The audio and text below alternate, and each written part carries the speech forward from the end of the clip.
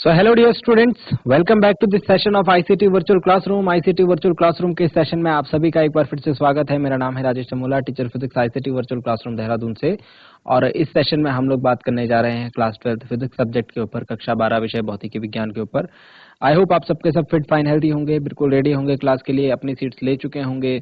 तो चलिए आज की क्लास को करते हैं स्टार्ट।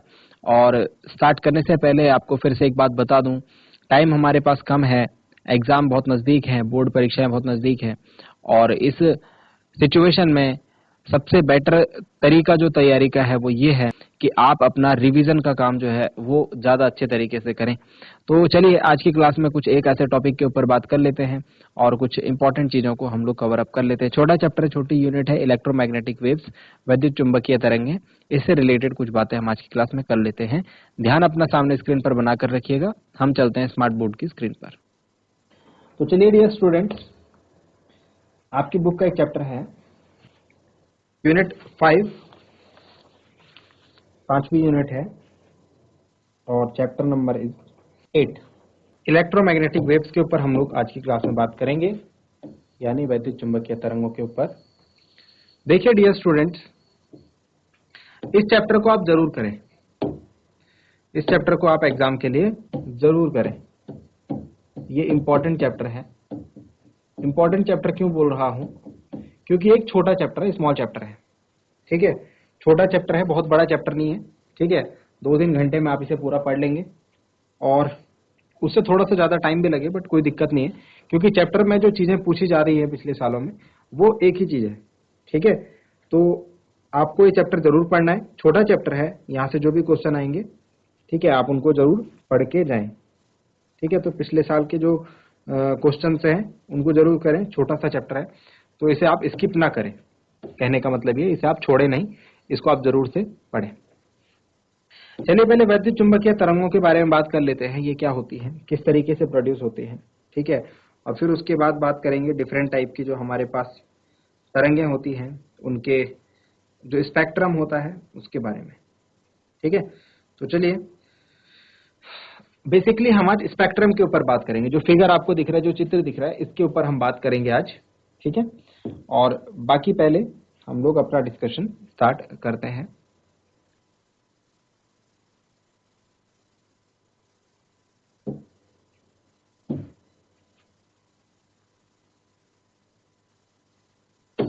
चलिए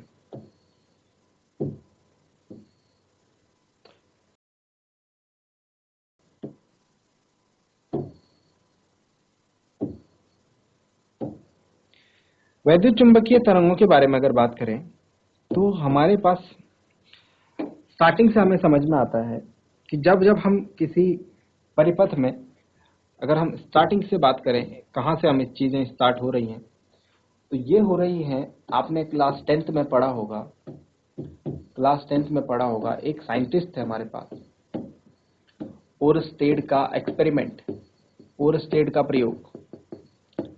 ओरस्टेड ने एक प्रयोग करा और इस प्रयोग के फलस्वरूप उन्होंने एक बहुत ही ज्यादा इंपॉर्टेंट कॉन्सेप्ट का पता लगाया, बहुत ही ज्यादा इंपॉर्टेंट थ्योरी का पता लगाया। इन्होंने कहा जो इलेक्ट्रिक फील्ड है, यानी कि जो विद्युत क्षेत्र है,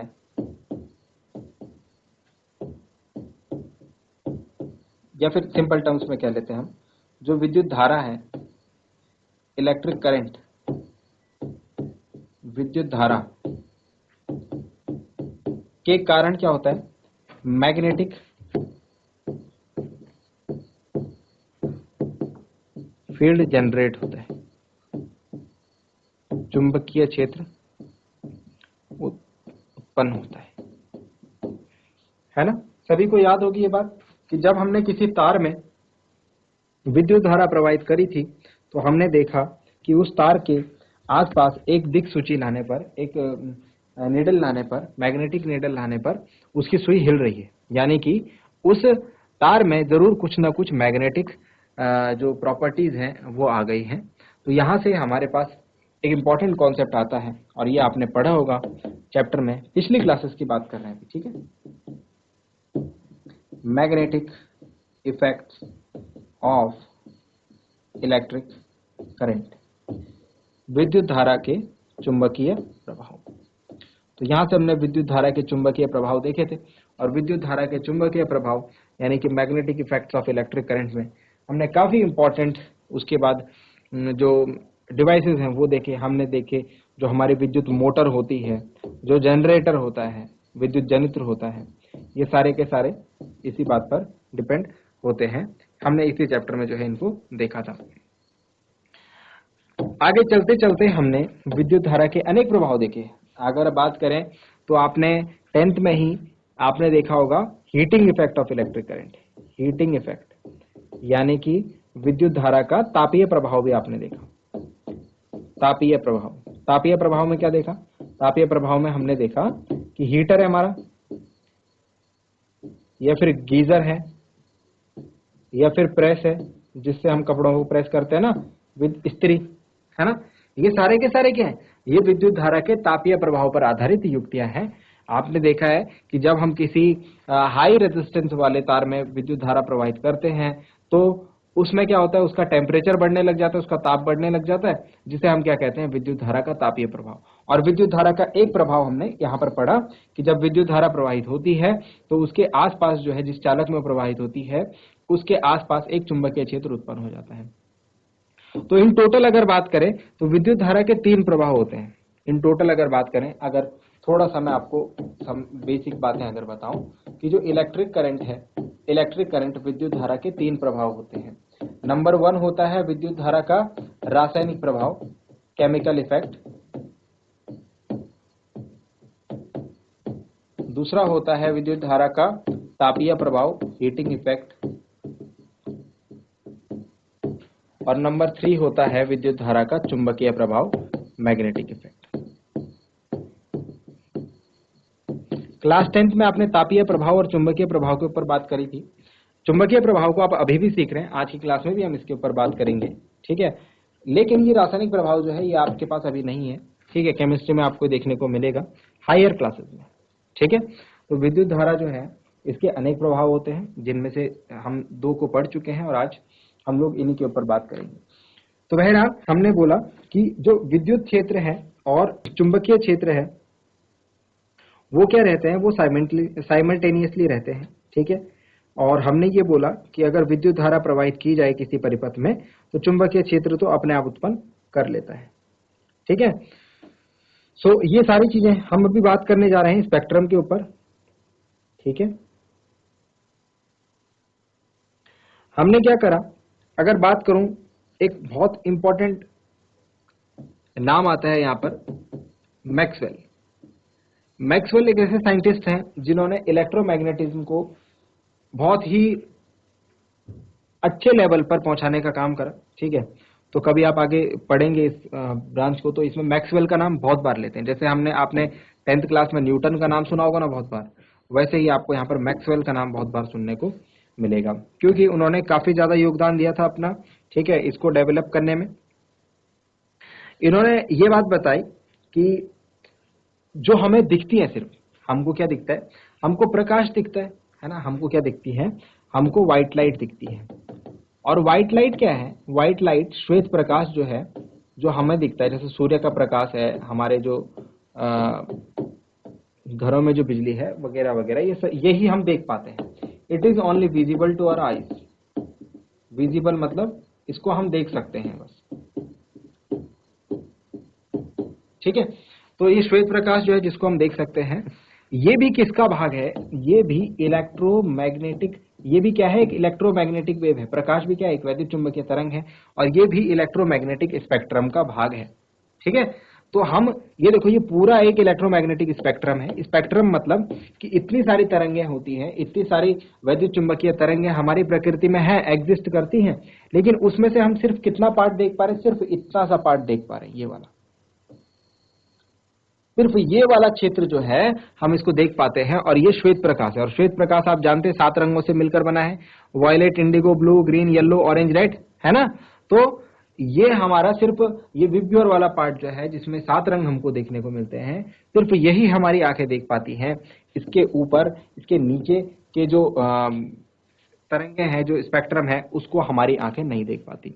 तो आप जानते हैं जब इनका पता लगा, जब इन इलेक्ट्रोमैग्नेटिक वेव्स का पता लगा तो एकदम से एक क्रांति टाइप आ गई, है ना, एक चेंज आ गया, जिसमें आपने सबसे पहले देखा होगा मार्कोनी ने रेडियो का आविष्कार करा। तो रेडियो का जो आविष्कार है, रेडियो आपने देखा होगा कैसे चलता है, रेडियो के लिए कोई तार नहीं चाहिए, रेडियो को जस्ट हम रख देते हैं और एक एंटीना होता है उसके ऊपर, और वो एंटीना जो है हमारे जो एटमॉस्फेयर किसी टावर से निकलने वाले सिग्नल्स को वो पकड़ता है और रेडियो चलता है। इसी तरीके से आपका टीवी चलता है। तो ये तरंगे कौन सी है भाई जो आपका रेडियो पकड़ रहा है? इसे आप देख सकते हो? नहीं देख सकते हो। ये तरंगे ही इलेक्ट्रोमैग्नेटिक वेव्स है। बात समझ में आ रही है? तो इसके बाद काफी जैसे ही इलेक्ट्रोमैग्नेटिक वेव्स के ऊपर काम हुआ, ठीक है, इलेक्ट्रोमैग्नेटिक्स की और आगे बातें बढ़ी, तो आपने देखा एकदम से एक चेंज आ गया, एक क्रांति आ गई, जिसमें हमको इलेक्ट्रॉनिक इक्विपमेंट जैसे रेडियो हो गया, टेलीविजन हो गया, ये सारी चीजें हमको देखने को मिली।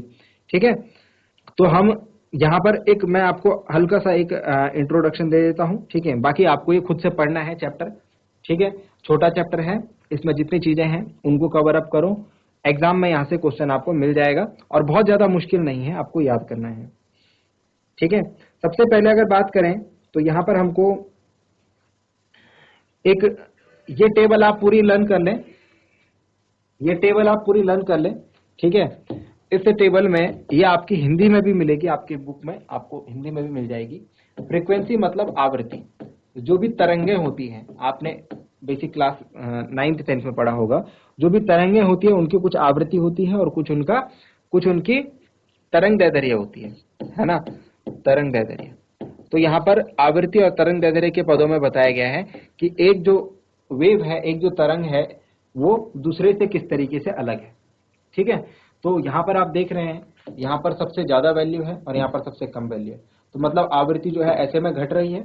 ठीक है, और यहाँ पर वेवलेंथ जो है सबसे कम है, यहाँ पर सबसे ज्यादा है, मतलब यहाँ पर वेवलेंथ बढ़ रही है। अगर आपसे पूछा जाए कि ऑर्डर यानी क्रम क्या होगा, इनमें से किसकी आवृत्ति ज्यादा किसकी कम होगी, है ना, तो आपको यहां से समझ में आ जाएगा। सपोज आपके पास माइक्रोवेव दे दी, आवृत्त इंफ्रारेड दे दी और एक्सरेज दे दी, बोला कि इन तीनों में से जिसकी आवृत्ति ज्यादा है वो बताओ। तो किसकी आवृत्ति ज्यादा है भाई, किसकी फ्रीक्वेंसी ज्यादा है? एक्सरेज की फ्रीक्वेंसी ज्यादा है। ठीक है, तो इस तरीके से पहली चीज तो आपको टेबल से ऐसे याद कर लेनी है, मैं बता रहा हूं इस टेबल में आपको याद कैसे करनी चीजें। ठीक है ना।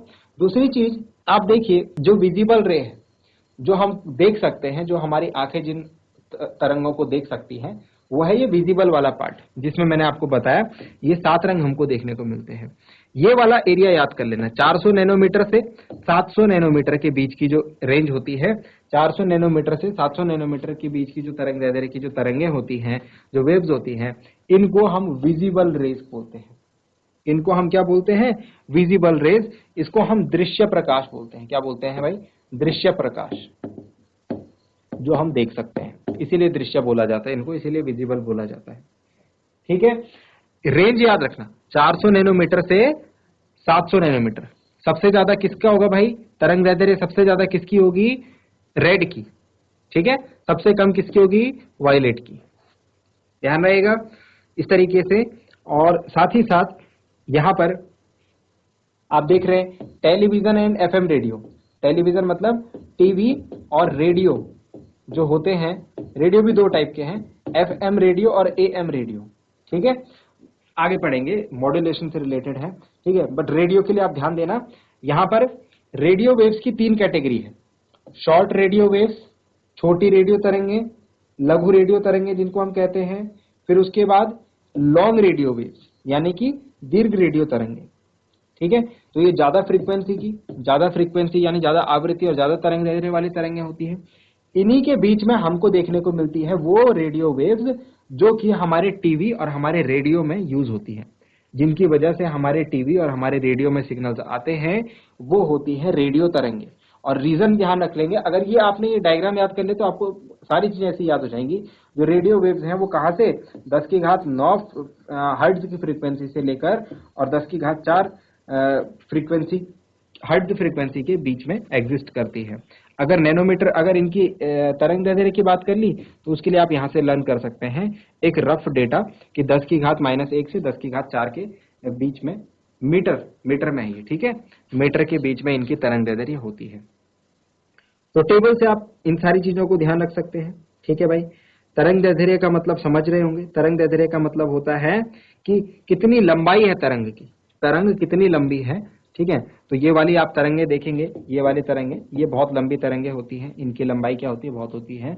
अगर हम बात करें 1 मीटर, ये 1 दिख रहा है आपको, तो जो ये रेडियो तरंगे हैं, किसमें, टेलीविजन और एफएम में, रेडियो में और टीवी में, इनकी आप वेवलेंथ देख रहे हो 1 मीटर, और आपकी लंबाई भी 1 मीटर से थोड़ा ज्यादा होगी। मतलब ये तरंगे जो हैं आपकी लंबाई के लगभग जो है लंबी होती हैं, जो हमारे टीवी और रेडियोज में आती है। इस तरीके से आप इसको रिलेट कर सकते हो अपने दिमाग के साथ।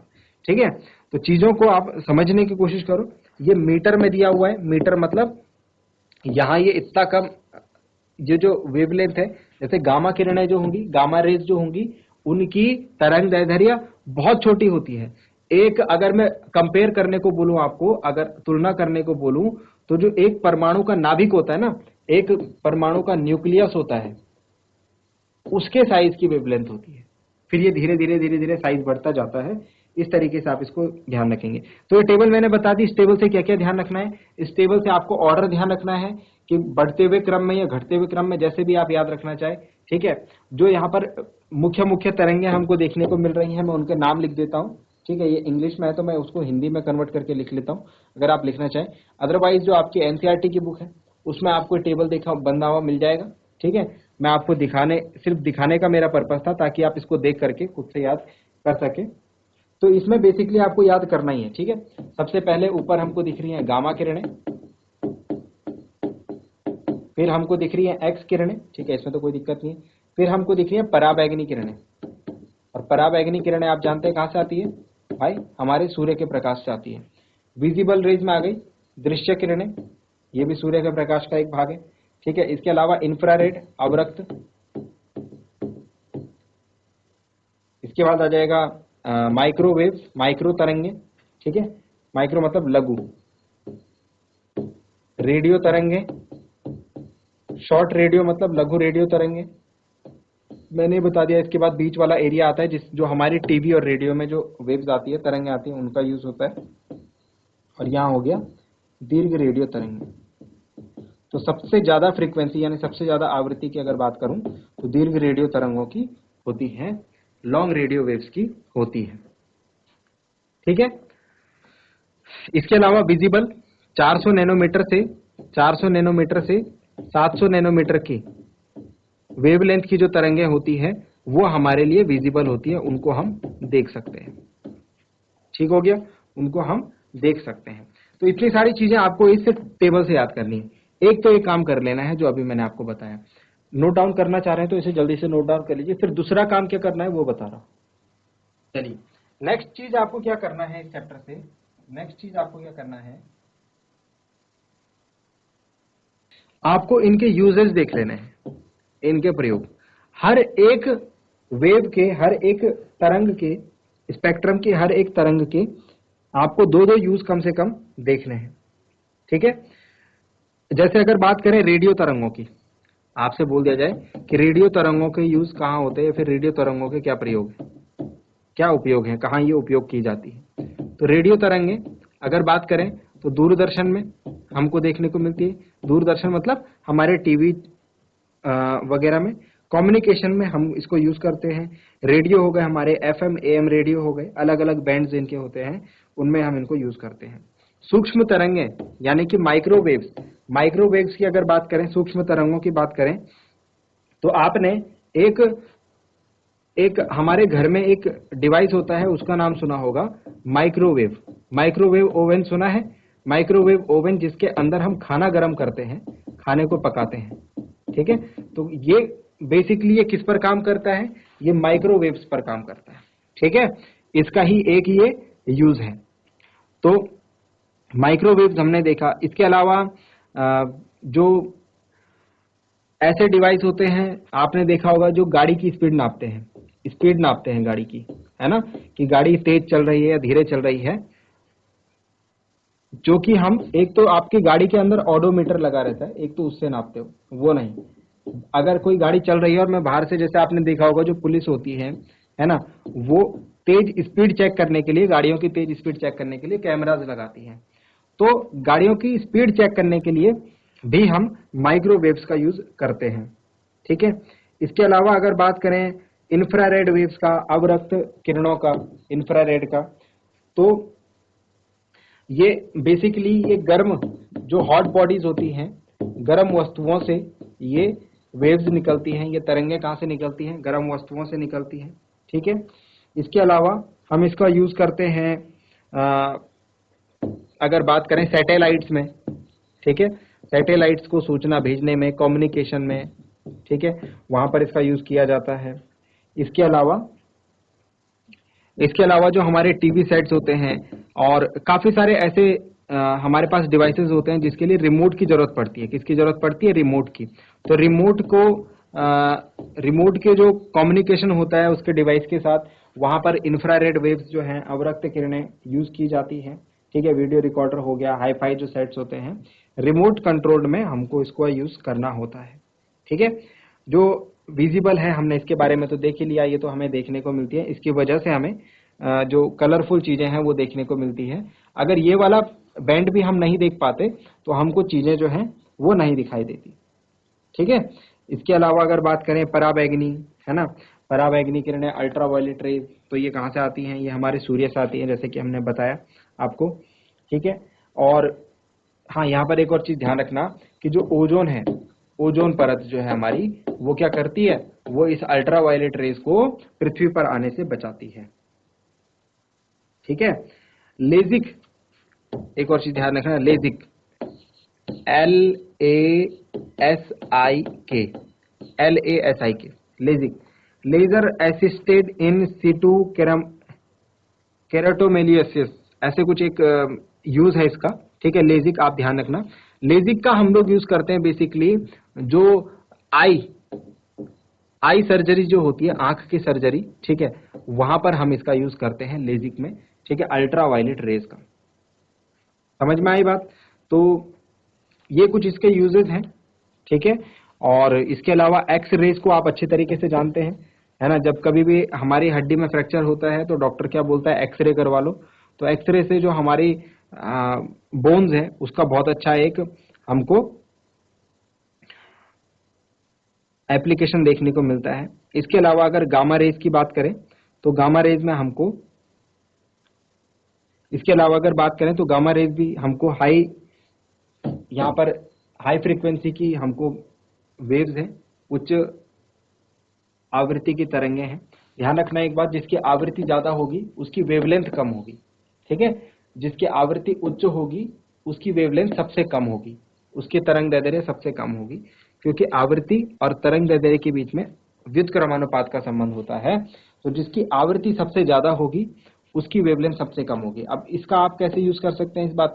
इस बात का आप यूज कर सकते हो कि जैसे आपको 3-4 वेव्स को आपको क्या करना है? ऑर्डर में लगाना है। तो आपने बोला गामा की आवृत्ति सबसे ज्यादा है, फिर उसके बाद एक्स किरणों की आवृत्ति सबसे ज्यादा है, फिर उसके बाद अल्ट्रावायलेट की आवृत्ति सबसे ज्यादा है। तो ये आवृत्ति का एक क्रम बना दिया आपने, ऑर्डर बना दिया।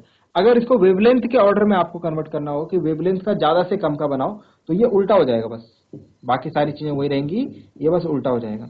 तो क्योंकि जो फ्रीक्वेंसी है, आवृत्ति है, और जो तरंग दैर्ध्य है उसमें व्युत्क्रमानुपात का संबंध होता है।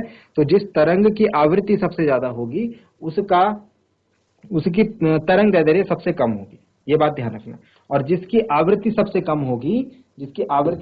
होगी उसकी तरंग दैर्ध्य सबसे ज्यादा होगी। ठीक है, समझ में आ गई है बात?